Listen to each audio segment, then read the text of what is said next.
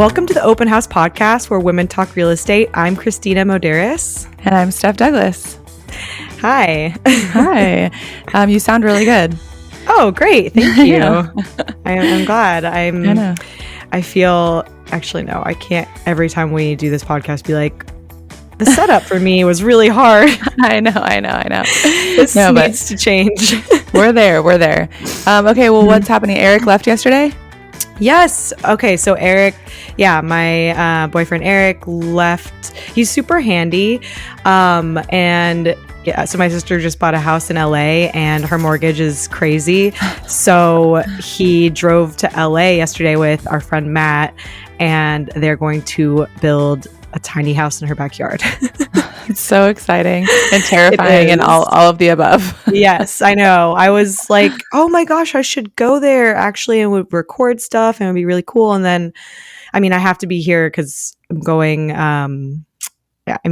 work, but also we're going to Japan for 2 weeks. And I was like, I need to be here and get my shit together. So also it sounds like it's going to be craziness with all the stuff, like building a tiny house in 3 weeks. I don't think that's from we'll scratch. See how it goes. We'll see how it goes. I'm excited to see how that goes. And I was like, he's really excited to see how it goes as well. He got all the supplies and sent her a quote like a real contractor. So I was like, we can always do this for ourselves as well in the future. So. Honestly, there's such a market for it here in Austin for tiny houses and for creating new spaces instead of, taking up other spaces with Airbnb. You can create something new and then Airbnb it or long-term it because they're likely to have little kitchens, right? Yeah, exactly. And I think after our conversation the other day with Airbnbs, we're like, this is an issue. I feel you can touch on that if you want or not, but yeah. So I've been completely hands off for the past couple years. And when I say hands off, I don't even go in there and I don't, and one of them is in my backyard and one is around the corner. So basically we were experiencing some lower prices and lower income overall. And so me and Alan were like, how can we fix this? It was kind of painful to have a manager do it and feel like it wasn't being done. Yeah, for your Airbnbs, right? You're paying 30% plus. Sometimes it's more because cleaning and rightfully so. This is a job that takes up a lot of time, and but it's really painful to pay that much and still not feel like it's exactly what you want it to be, exactly no one's going to take care of your place as well as you will. So we were like, okay, what lever can we pull here? So we could have, the options are to go long term, which is definitely an option, and that's something that we are not taking off the table. But first, we decided to take over management. And when did you do that? Yesterday. And I cleaned it yesterday. That was the first time I've cleaned. I cleaned my Airbnb yesterday too. Yes, look at us. We're getting dirty. Seriously. I felt like this is so lame, but I felt such pride after. I was like, oh my God. Because I think in my mind, I'm I'm bad at cleaning. I'm I don't, someone else is going to do it better than me. Mm-hmm. And I think I did a good job. And I was I don't know. It's fun to get your hands dirty. It is. And no, I think you are going to do it better than most majority cleaners. At least that's what I've found. Luckily, have recently found a really good cleaner in our Florida house. So I'm hoping that this is good. But it's sometimes we had someone clean our Airbnb the other day and I was home. I just couldn't clean it that day. So we have sneaky duplex at our house.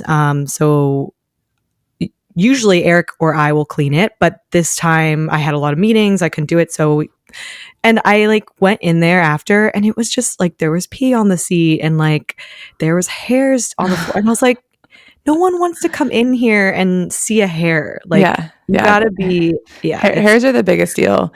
And I think, that's the biggest pain point. The biggest pain point is if you can't do it, because doing it, we have two units that we took over and it's going to be 16 to 18 hours a month extra. I can suck it up and do that. But the biggest problem is when I'm out of town or if I have a meeting or if I, and so that's when you need to pull someone else in. But I do think that they're just trying to like turn and burn and go quickly and get on to the next one so they can earn as much money as they Yeah. can, which, you know, it's just hard. I mean, it doesn't make sense, I think, from a business owner Quality. perspective. Like Yes. so we always talk about that with our businesses. Like, how do we make our clients feel so appreciative and like they want to come back to us? And I just am like, it's in your best interest to make the cleaning so well, like spend so much time like trying to find good cleaners or like, yeah, as a business owner. But anyway, Yeah. that's, Agree.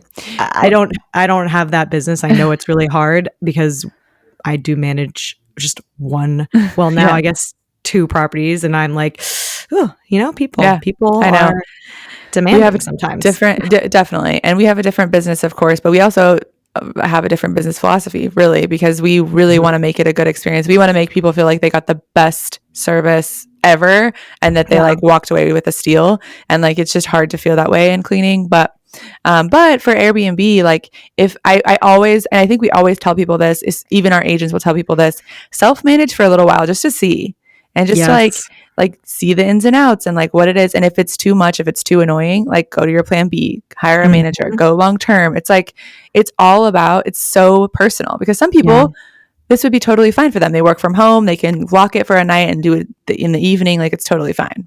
Yeah, and the expectations of like what a manager does for short term is you really need to know. I used to live in like a 3-bedroom, 1-bath house, and recently bought another house and had lived in the previous house for like 5 years. So I knew all the kinks, and it's an older house. And when I hired someone, a short term manager, uh, my expectation was I'm paying you 30% to not have to like deal with this. Like, Yeah.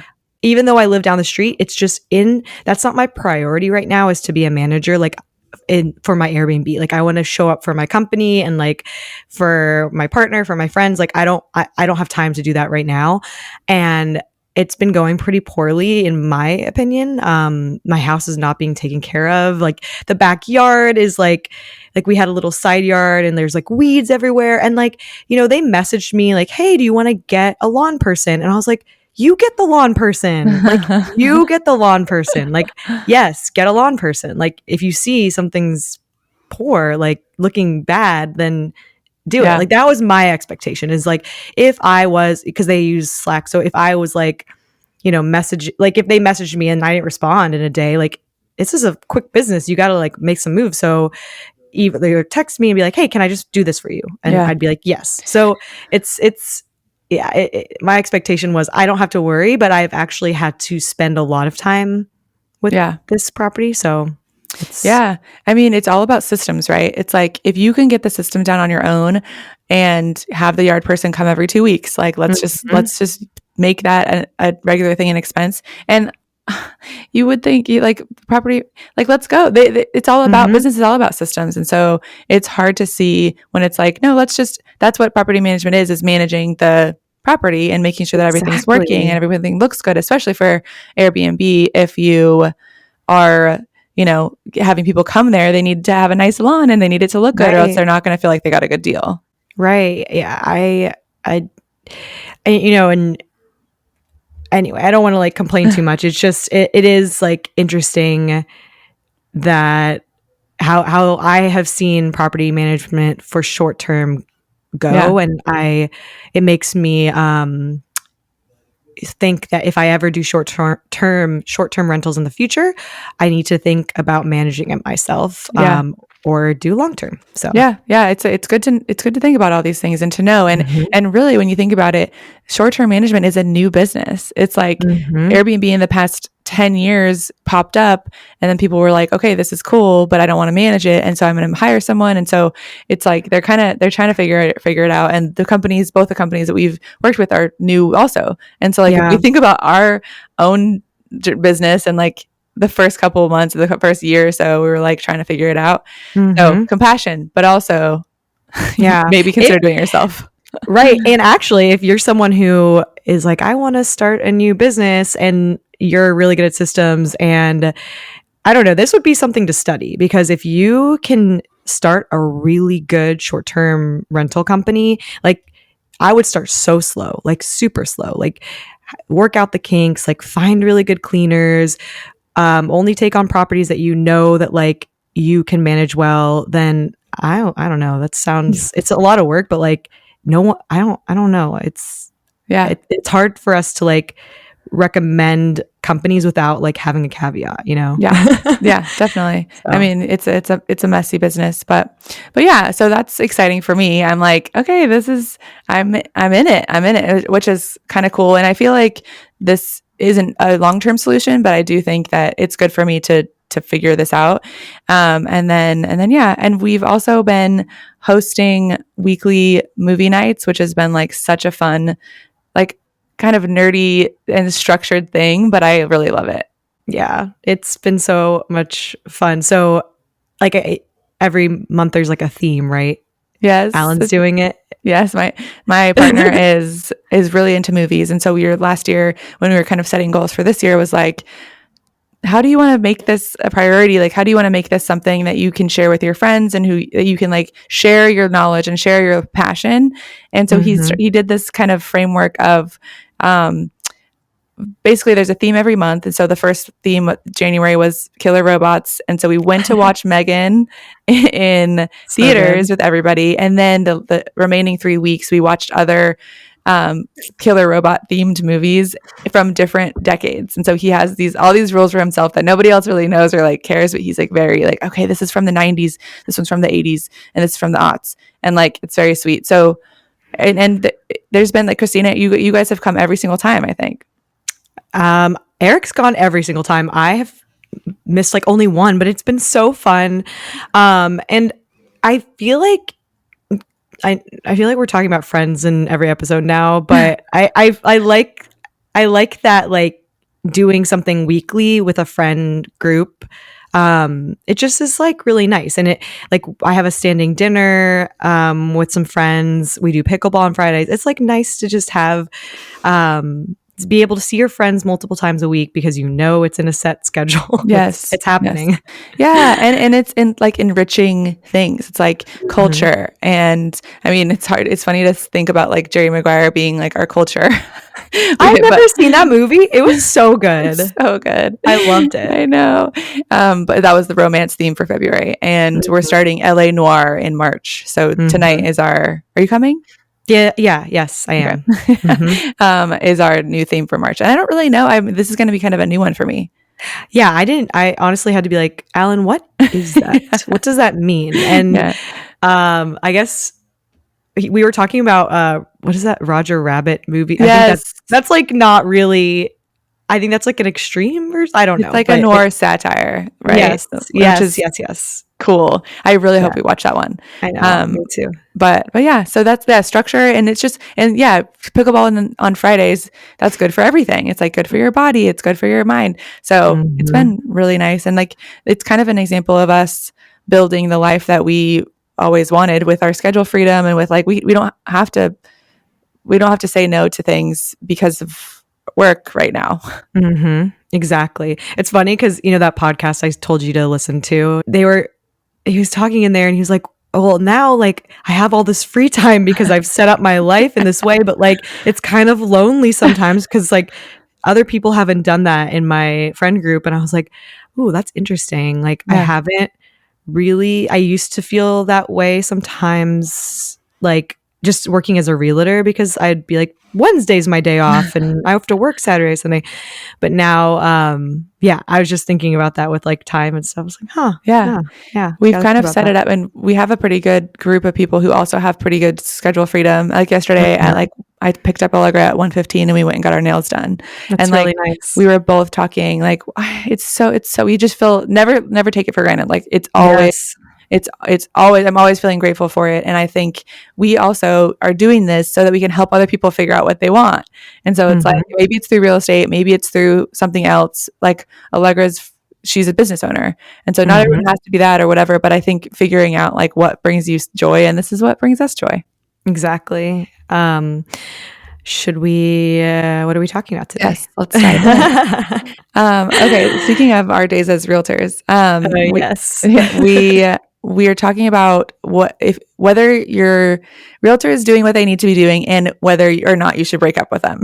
Yes. I think this is a good conversation for us to have because I have heard lots of people come through like our community meetups or like our workshops and they're like, I've been working with my realtor for so long now and I just like it's not working out, but I feel so bad that I can't like I don't know what to do. And so I feel like that's come up a few times and we were like, let's address this. Yeah. Yeah.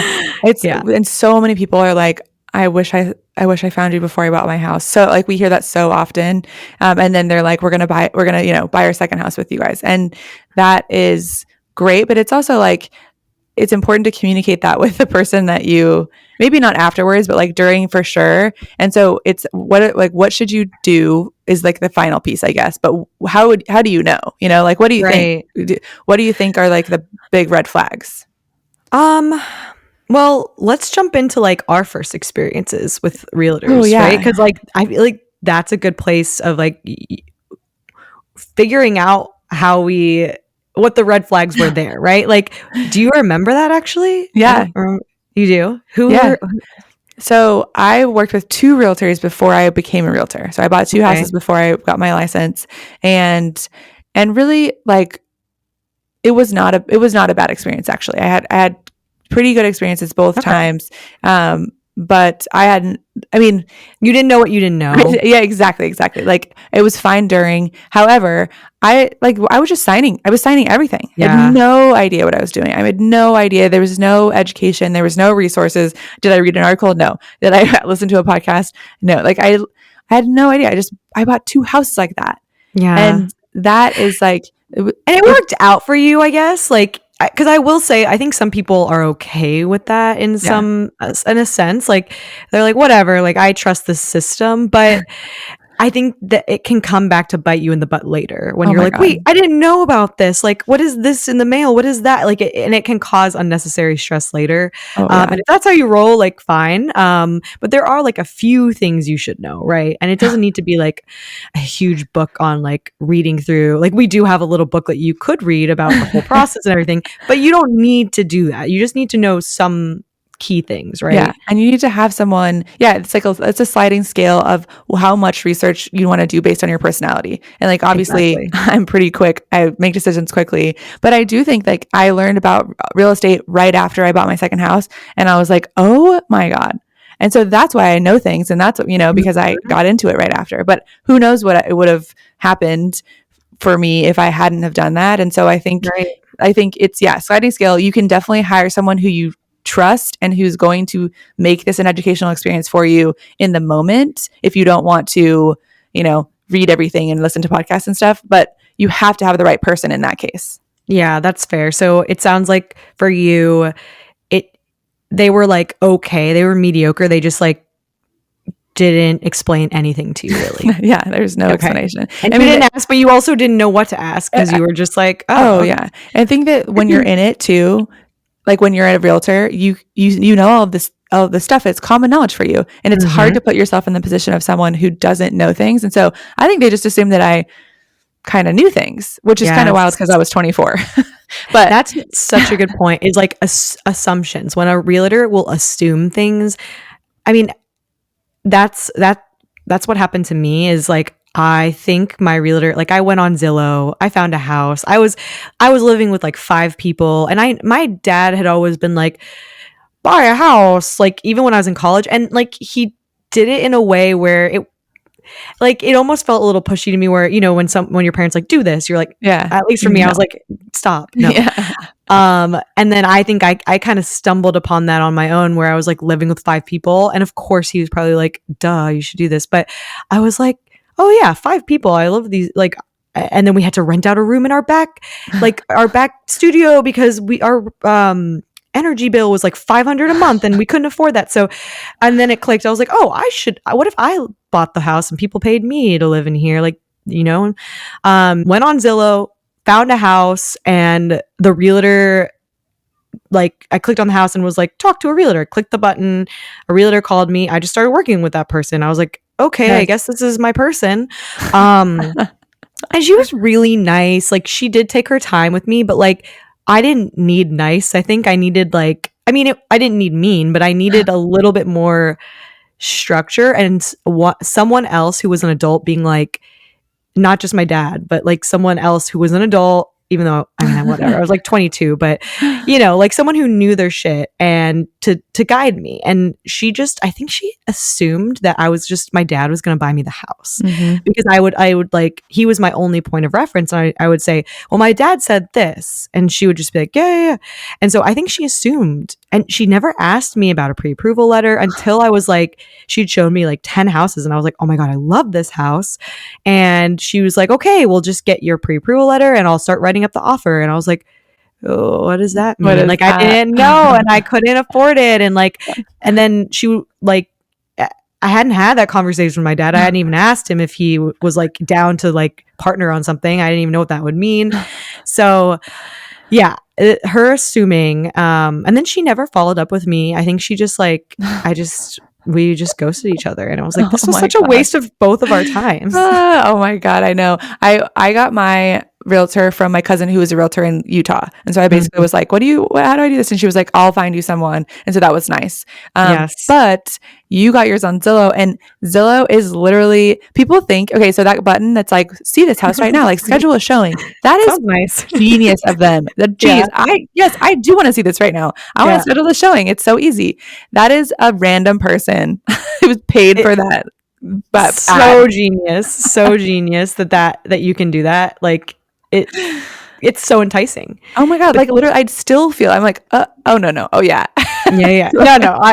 But how did so Zillow is a website designed, like the customer is realtors because realtors are paying Zillow for ads and for your information. So when you click on that button, it goes to them and that's how they make money. So just know that going into it. Yes. There are different levels you can pay for it. We knew someone, I think we mentioned this maybe last time, but we knew someone that was paying like $20K a month just for all the leads. You know how we have a community and that's how we meet people and we have referrals and that's how we get people into our community is by other people saying that they did a good job. But a lot of realtors, they pay for leads from Zillow and that's who they are. They're just random people and they show up to meet you. They have nothing to do with the house that's on there. They're not the listing agent. Yeah. Yeah, it is crazy. But I guess like what would be some of the expectations of your realtor? Like what should you expect from them? Because I think like that's a little unknown too, right? Like people don't, so I think it's really hard to judge a realtor as well and be like, oh, they're the worst, just because you don't really know exactly what they're supposed to do because and that also can be the issue of the realtor where one realtor is probably like doing the bare minimum, which is like, I show you homes and I write the contract and then that's it. And then there's some realtors who are like, I will like help you move in and I'll paint your wall for you. And I'm like, whoa, girl, like don't do that. Like that's crazy. Like how that's not scalable. And then the next client, and if you don't do that for the next client, they're going to be like, well, that realtor didn't paint my wall. It's like, it's not their job. No. Yeah, that's a great question because I do think that has changed also in the past 20 years with technology is that all of the listings are very readily available to you at all times. And so, so people will say like, well, I found the house that I bought. It's like, yeah, because you know your taste and you saw it online at the same time that she saw it online or he saw it online or whatever. And that is not the job of a realtor. At this point, it's not that what you see on the TV. It's like, well, these are my criteria and show me, pick out 3 to show me, it's possible. And a lot of times we have our realtors be like, ooh, this one might be good. Like suggest this one, or maybe this is outside the parameters of the auto email that we set up, but I still think you should look at this. Like that's still in the job. But I think that a lot of people put a lot of emphasis on like, oh, well, I found it. It's like, it's okay. It's okay. It's the expertise that they're lending. It's the walking through the house and like, there's a crack here. This is what this means. This was built in this year. This means we have lead paint. That's okay. Whatever it is. That's so true. And I would even say like, even before working with a realtor, you should kind of have an idea of what you're looking for. And in some, like we've had people call us up and say, well, I'm trying to buy in Virginia or Austin, and I really don't know what to do. And I'm like, I can't really help you there. Like, Yeah. I mean, that's a huge conversation. I think you kind of have to narrow down a city first before you like can start talking to a realtor. That's when you kind of waste people's time a little bit and your Yeah. own. And like, there's so much information online that you like, first of all, you should go visit those two cities, right? Like, you need to be like doing your own work. And then when I mean, if you're visiting a city and you want some guidance, I would definitely reach out to a realtor and say, hey, what are some streets I should be driving by? What should I learn here about the city to help me make my decision? You don't Yes. need to drag them in because they don't get paid. Actually, this is a good point that a lot of people don't know. As a buyer, you do not pay your realtor. So this is a free resource to you. I mean, don't take advantage of that because like a lot of people will just like waste realtors' time like by just spending hours and hours and hours with them and then never working with them, which again we'll go into because if they are not a good realtor, Yeah. It's that's okay to okay. do that. Yeah. But yeah. Yeah. I think, I mean, they can't tell you where to go, and like legally cannot tell you what, what is good for you and what is not good for you. It's all No. about your values, and and communicating that with your realtor will help them to be better.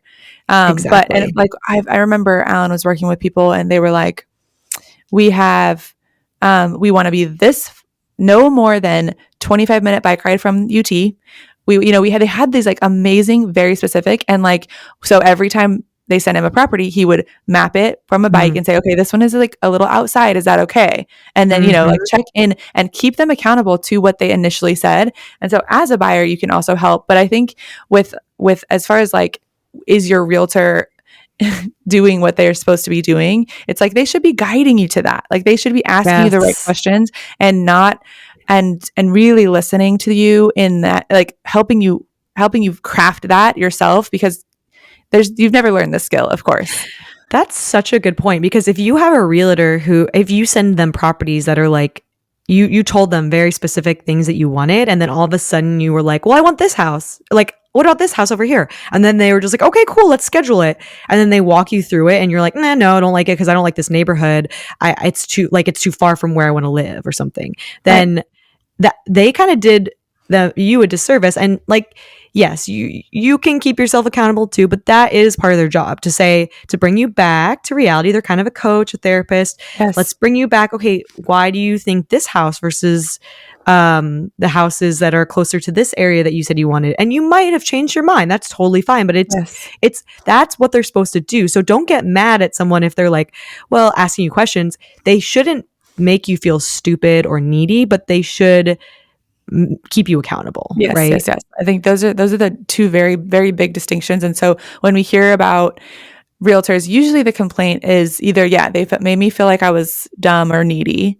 Mm-hmm. or like they didn't align with my values, and like they didn't Yes. know what, like, if you want to buy a house and then rent a room out, or if you want to buy a house and add an ADU, and you're using a realtor that's never done that, that is not, I mean, they aren't able to guide you how you Right. need to be guided, right? So Right. it's like value alignment and experience. Like, I know you had your license before you bought a house, which is amazing, but like all of our agents have bought multiple houses. They've invested, they have created income from all of their properties. They've, like, it's, Yeah.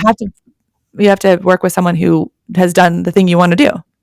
That's so true. I think I remember a story where someone was like, my realtor was pushing back against this fixer upper home I was trying to buy. Like, I wanted to buy a fixer upper, and she kept showing me brand new houses, and that's her style. She lives in a brand new house, and she has never lived in a fixer upper, and she's like, this is going to be a lot of work. I don't think you're going to want to do this. And this person was like, yes, I know I'm a first time buyer. I know like I haven't done this before, but I want to get my feet wet. Like, I want to get into investing and I want to get into this. And it was like a struggle, and it just didn't feel right. Yeah. And also, like, if your realtor, I mean, there should be support there, right? Like, when you go, so after you go under contract, you do something called an inspection. So you go through, make sure everything's okay with the house, or at least you learn more about the house.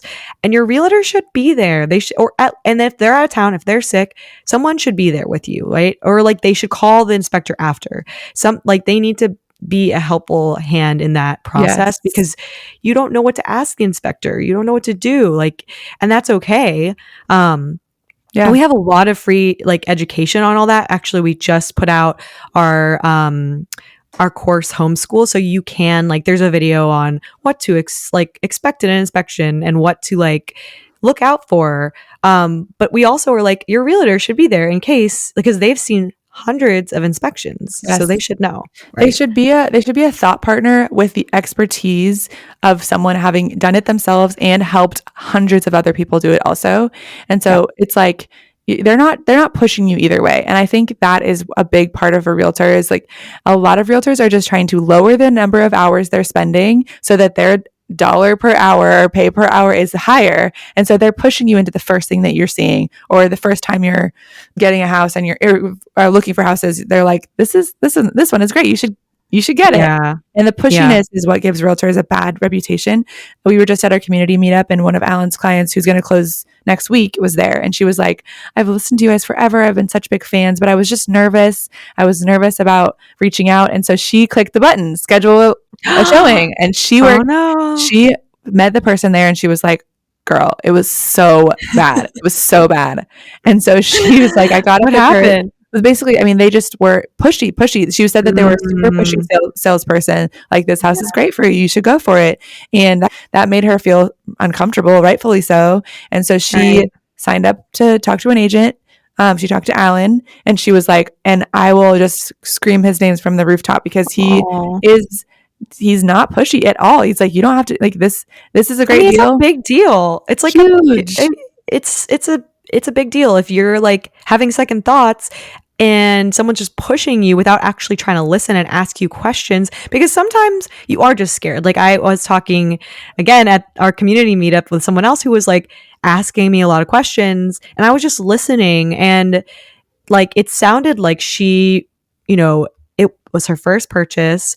She had a boyfriend that she was going through the process with, but she was the main decision maker. He was like, sure, whatever, do whatever. And so I was like, that's a lot of pressure. Like, that's scary. So of course, like, you will want someone to help you make this decision too. Like, I get, like, at the end of the day that they're you as a buyer are the only person who can do this, but it's nice to have someone who's like listening to you and helping you make that decision as well. Absolutely. It feels so good to trust the person that you're talking to and that's going through this with you and who has the expertise or should have the expertise. And it's easy for you to be like, well, my cousin's a realtor, so I'll just, Mm, it's a family thing and I don't want it to be weird. But like, it is right. not worth it to not make things weird for you to not have the service that you deserve and the thought partner go through this process with all of the expertise. It's not worth it. You know what's weirder is if you go through the experience with like a cousin or a friend of a friend or your friend's realtor, and it's actually a horrible experience for you, and then you have to see this person at barbecues and Yeah. like whatever and be like have Yeah. resentment. I would rather make the right decision for me. I would rather talk to a few people, including that person, and then decide for myself who I'd want to work with. And So, like and figure out what you're getting from this experience too. And that's where we are like, how would anyone choose anyone else? Because we have so many resources, and then we have the community afterwards with the contractor support, with a Facebook group, with our events that you can come and ask us about taxes, about homestead. Like, figure out what you're getting, because that's a exactly. huge deal, and you can get a lot or you can get literally nothing. Exactly. That is a really good point. But okay, so what should someone do? I guess like if you're, let's say your like cousin is a realtor, I guess what would you, because it is awkward, right? Like, your Yeah. cousin lives in just the city and your friend just worked with a different realtor and like us or something, and they were like, oh my god, they're so good. They have like um a community, they have free resources. Like, I love the agents. Like, I can talk to, all of them at these community resources. I love this particular agent I'm going to work with. Like, what do you Yeah. think? I mean, it's a really challenging conversation because we know, I mean, it's touchy. But I think that what I would actually do is reach out to us and like we could help with wording. Like we have, Mhm. honestly, Holly would be good at this. Like Mhm. getting a test, a template of some sort, and just Yeah. like working it through and like giving your reasons and not blowing over it, because I do think that being upfront about stuff like this is way better than just like ghosting them and working with Yes. someone else. But I think stating the reasons, and that's good feedback for them too. Such good feedback. We want that feedback too. We always are Yeah. trying to ask our clients or people who like did work with someone else, like, you know what's the reason? And we use that and make ourselves better. Yeah. So that's a good point. If you are working with someone now and you're like, I don't know how to break up with them, essentially, message us and we will send you a Yeah. template. Maybe we could even include this on here. We'll talk with Holly after, but yeah, that's such a good point. I also would say, like, I know that we've had clients who have like their dad's a realtor in another city nearby, and I would say if they want to be involved, like, we can work something out. Maybe like there's ways, like if you have family involved or whatever. I've done that with my sister where Yeah. I'm kind of involved in but like they're working with the main realtor. So there's different ways to do it. Yeah, especially family, especially like there are ways like there a referral fee. You can say they referred me, and then Mhm. there's a way for them to kind of like, this is lingo, but like get cut into the deal where they're not going to feel as salty. And I Yes. think that that's a really good way to do it, in best of both worlds. Like if you, especially if you worked with this person for a long time, or for Mhm. spent a little any time with them, but you want the support of an open house, or whoever else provides, then you can say, okay, I'm going to give you, I'm going to have them give you a referral fee, and that's totally fine. Mhm. Oh yeah, for sure. And yeah, if you are looking for a realtor anywhere in the city and you need help with that, we do that work for you. So there's we can link that in show notes of where you can put your information in of what you're looking for, and we can connect you with a realtor. Yeah. The other logistic that could make things a little more complicated is if you signed a document basically saying that they have exclusive right to help you, Hmm. and you can always terminate that. You could just have to send that in writing and saying, hey, I want to terminate this agreement, Hmm. which is They fine. can do that, right? Yeah. Yeah, and That's Do they get a cut or like how does that? it depends on what it says in the agreement, and how steadfast that other person wants to hold to it. But Mm. just read what you sign, Right, so that's a you good know. point. Because there's a few options that are checked off, Yes, right? exactly. And really, if you're not feeling confident in who it is, and like you're listening to this and you're like, wait, this is for people who haven't started working with someone. And if you do start working with them and you're like, I don't know if this is the right fit, don't sign anything. Just Right. say, I don't want to sign this right now. Right. The old brokerage we used to work for required that we had clients sign that, and it always felt like a little weird to me. I I know. get why they did that, but I don't. We don't require. Do we require? I Well, don't. we just do it as you have to have it for compliance, like, but you don't Yes. have to. Like some people say, okay, it's the first time we talk, we are Yes. signing that. And a lot of realtors will say that that's best practice, right? But Hmm. we just like we'd rather people feel comfortable and really trust us, and not have something legal between us until you sign a contract to buy a house. So like That's until you put an offer in, like then you have to have legal right to right. Right. represent Right. them. Right. That's fair. Yeah.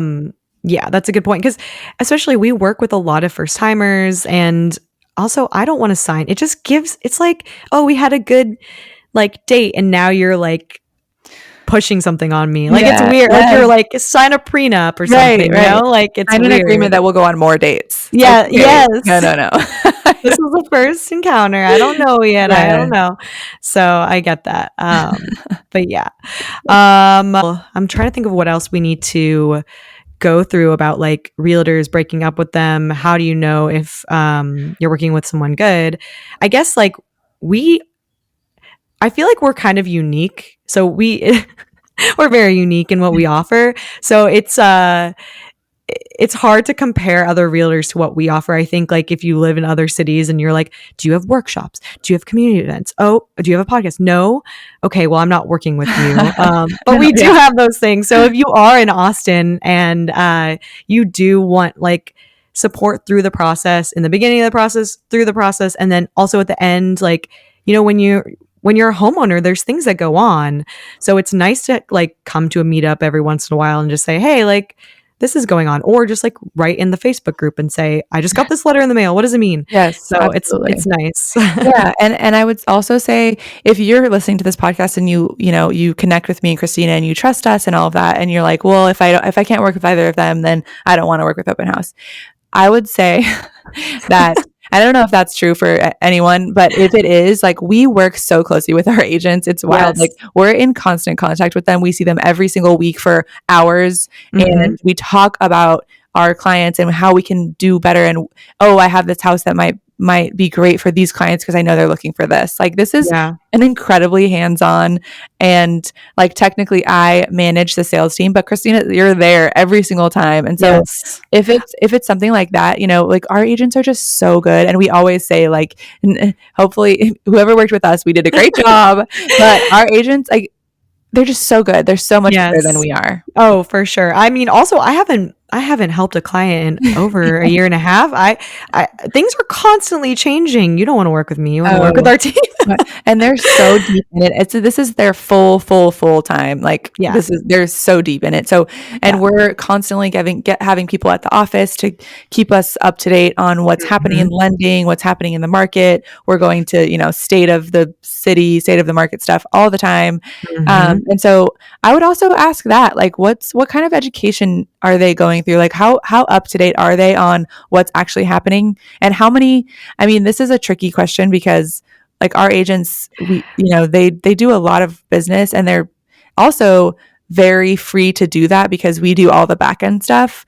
But Yeah. they're also like, they just submitted something like last week, so they know exactly the climate of what sellers are Right. looking for right now. And we're meeting every week to like discuss that. So like every single agent in our team is like hearing that experience. I think that's what makes us unique too, is like Yes.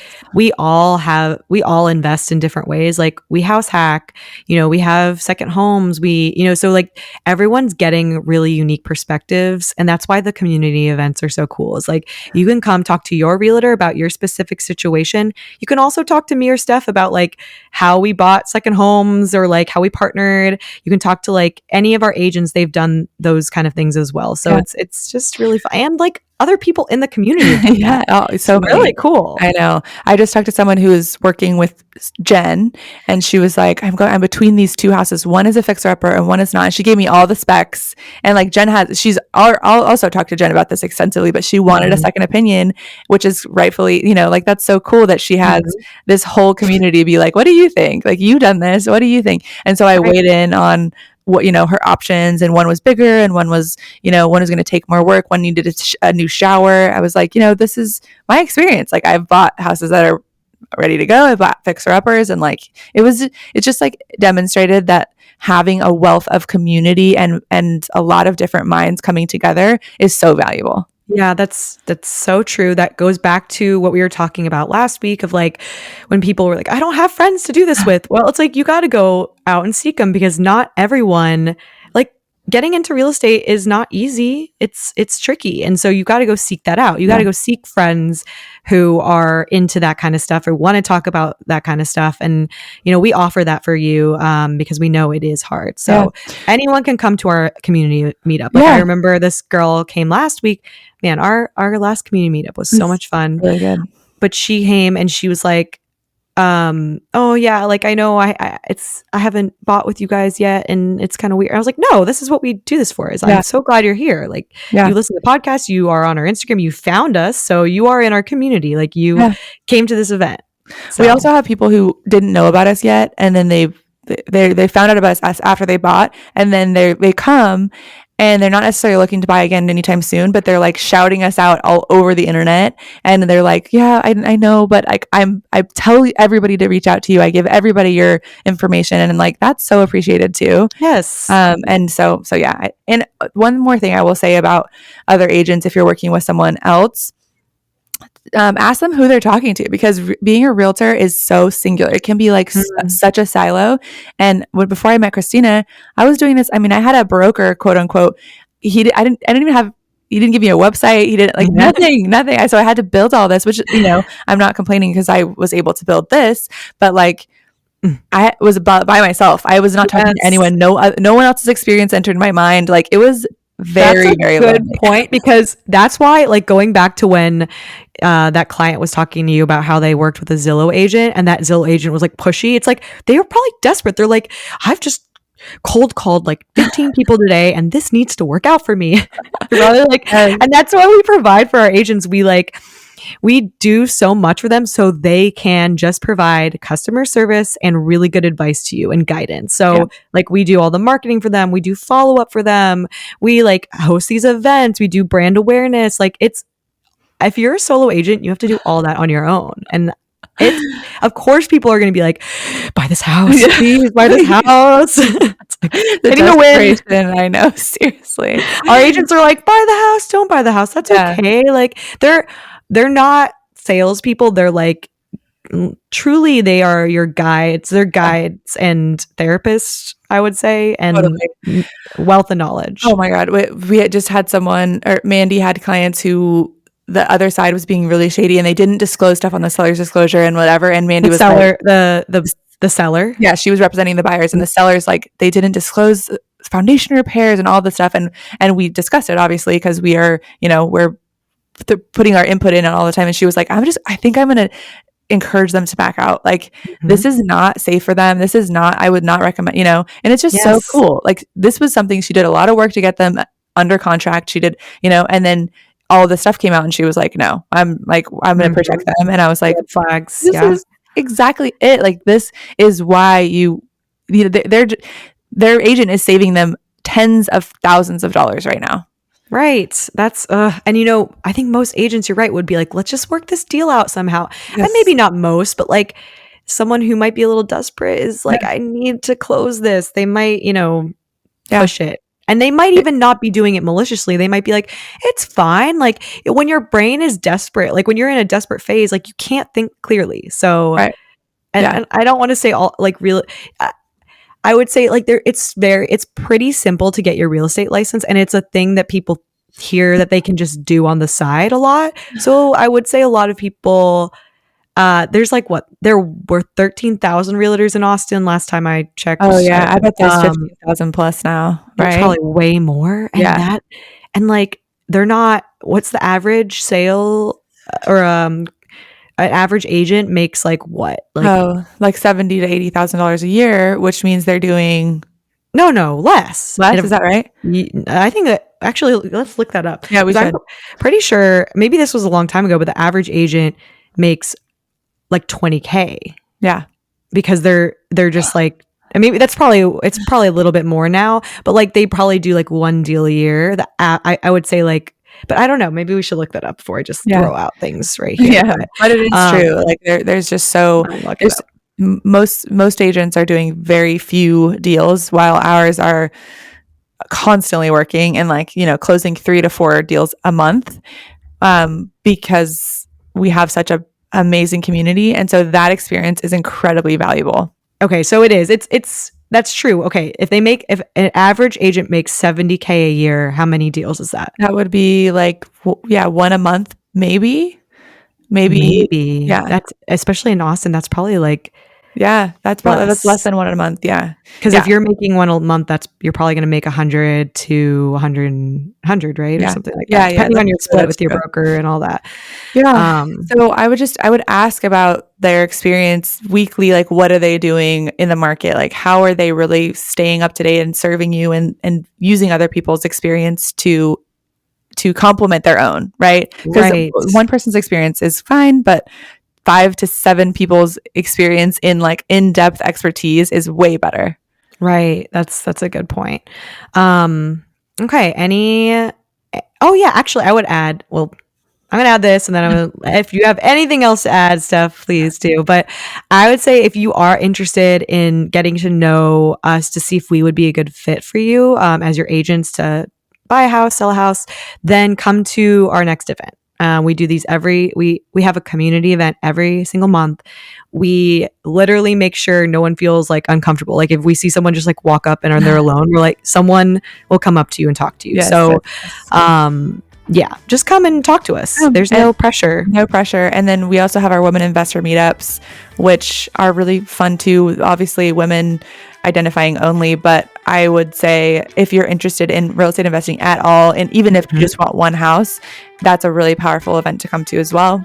Yes. We're not having one in March, but we'll have one in April. Yeah. And then we have workshops. So if you're like, okay, I need to get the information and know how to do this and what my next steps are, our workshops are monthly also. Oh, that's a really good way to like really see how, like if you want to work with one of our agents, because we have 4 agents right now, and 2 of them teach it every month. So, you could be like, oh, I really want to know if I want to work with Mandy. So I'm going to come to that workshop she's hosting, really like see how she works and talk and stuff. And you connect, and then, I mean, everybody has different styles. And so you can kind of figure out whose style fits with you through these workshops, through any of these events really, and connect with, because trust is a big part of this. So yeah, I agree. Yay. Cool. Well, hopefully we'll see you all at our next event. And Yay. Thanks for listening. Okay, bye everyone. Thank you so much. Bye.